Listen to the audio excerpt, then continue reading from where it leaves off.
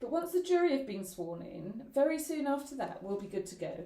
I'm sorry, as I know you may be feeling nervous. Who are you? Oh, I'm sorry. I'm the prosecuting barrister. So sorry, I don't have my wig on yet.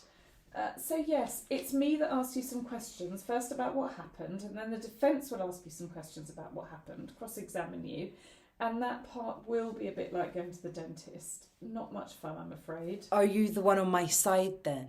Well, that's a good question. I'm here to represent what you said happened and present the case against Mr. Taylor. But are you my lawyer?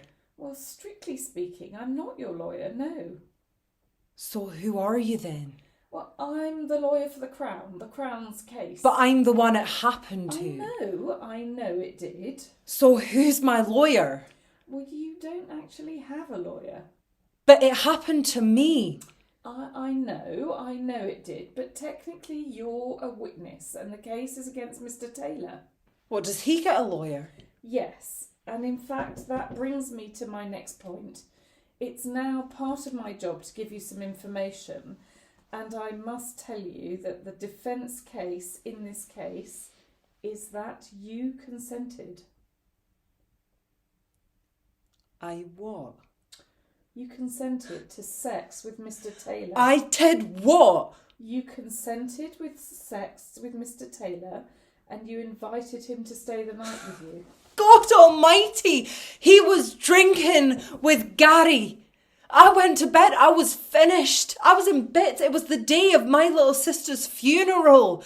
And then at 3 a.m. I wake up with him on top of me. I'm sorry, I should have made this clearer.